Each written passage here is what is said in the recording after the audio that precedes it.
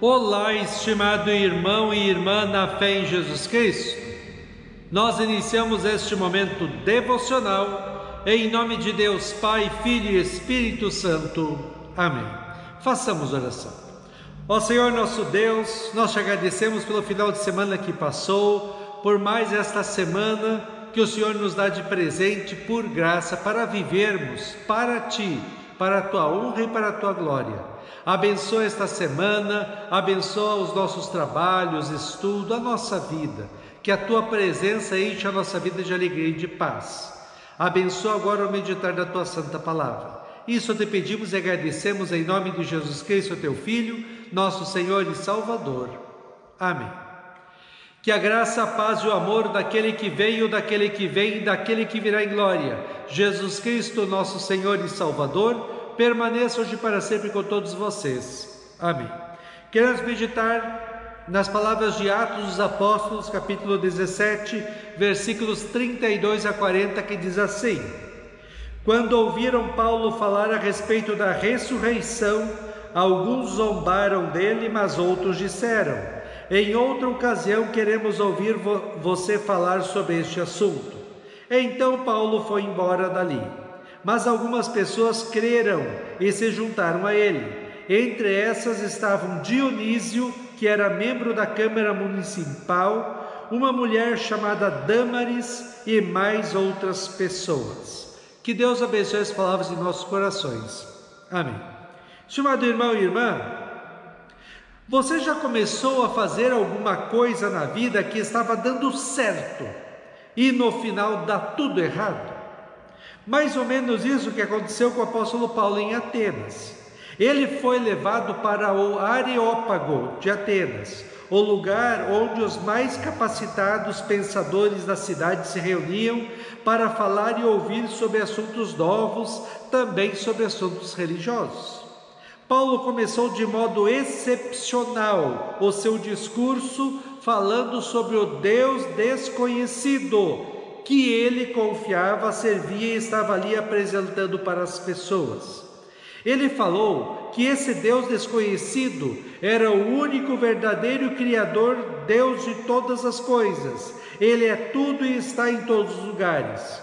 Quando Paulo falou de Jesus e citou a ressurreição dele, as pessoas acharam isso bobagem, não acreditaram e descartaram-no na hora. Diz assim o texto: Quando ouviram Paulo falar a respeito da ressurreição, alguns zombaram dele, mas outros disseram: em outra ocasião queremos ouvir você falar sobre este assunto.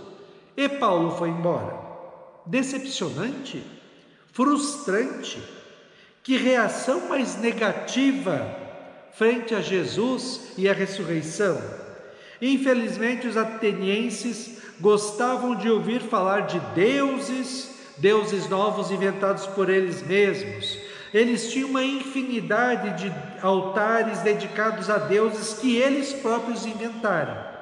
Todos esses deuses eram muito irados, segundo os atenienses, e precisavam ser adorados e servidos, senão iriam castigar os seres humanos. Os atenienses temiam esses deuses que se comportavam, na visão dos atenienses, exatamente como os seres humanos se comportam. Paulo falou do Deus que ama, acolhe, perdoa, aceita, salva os pecadores. Ele falou do Deus que enviou seu Filho unigênito ao mundo para salvar as pessoas dos seus pecados e do inferno. E ele iria começar a desenvolver o assunto sobre o Filho de Deus, que veio ao mundo por amor, para estar presente na vida dos seres humanos, para ser o substituto dos seres humanos e receber em si mesmo toda a ira, castigo e condenação eterna no inferno pelos pecados que os seres humanos cometeram, cometem e cometerão. Como diz João 3,16, porque Deus amou o mundo de tal maneira que deu o seu Filho unigênito para que todo que nele crê não pereça, mas tenha vida eterna. Deus que Paulo estava apresentando para os atenienses não era igual aos outros deuses. Ele ama o ser humano criado por ele. Deus em um ato de amor extremo, envia seu único Filho, Jesus Cristo, ao mundo para salvar a humanidade perdida em pecados e condenada ao inferno. Foi por isso que Jesus Cristo se dispôs a sofrer terríveis sofrimentos eternos na cruz para livrar os pecadores da condenação do inferno. O apóstolo Paulo fala assim em 1 Coríntios 15, 1-3. Agora, irmãos, quero que lembrem do evangelho que eu anunciei a vocês, o qual vocês aceitaram e no qual continuam firmes. A mensagem que anunciei a vocês é o evangelho, por meio do qual vocês são salvos, se continuarem firmes nele. A não ser que não tenha adiantado nada vocês crerem nele. Eu passei para vocês o ensinamento que recebi e que é da mais alta importância. Cristo morreu pelos nossos pecados. Na fé em Cristo, o pecador tem o perdão dos pecados, a vida e a salvação eterna, como diz Romanos 4, 6-8. E isso foi o que Davi queria dizer quando falou da felicidade daqueles que Deus aceita, sem levar em conta o que eles fazem.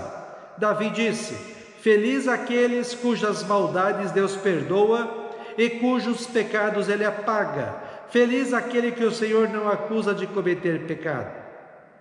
Como os atenienses não acreditavam na ressurreição dos mortos, e muitos nem acreditavam em uma vida após a morte, quando Paulo falou disso, eles se desinteressaram e o mandaram embora. Mas Deus diz assim em Isaías 55, 8-11: os meus pensamentos não são os seus pensamentos, e eu não ajo como vocês. Assim como o céu está muito acima da terra, assim os meus pensamentos e as minhas ações estão muito acima dos seus.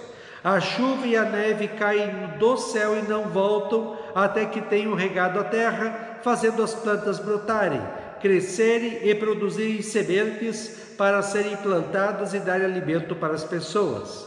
Assim também a minha palavra, ela não volta para mim sem nada, mas faz o que me agrada fazer e realiza tudo o que eu prometo. Sempre que a palavra de Deus é anunciada, ela produz frutos, ela traz resultados. Por isso lemos no texto de hoje: mas algumas pessoas creram e se juntaram a ele. Entre essas estavam Dionísio, que era membro da Câmara Municipal, uma mulher chamada Dâmaris e mais outras pessoas. Graças a Deus, Dâmaris, Dionísio e outros ouviram a palavra de Deus falada por Paulo, creram em Jesus Cristo como seu Senhor e Salvador, foram feitos cristãos e salvos.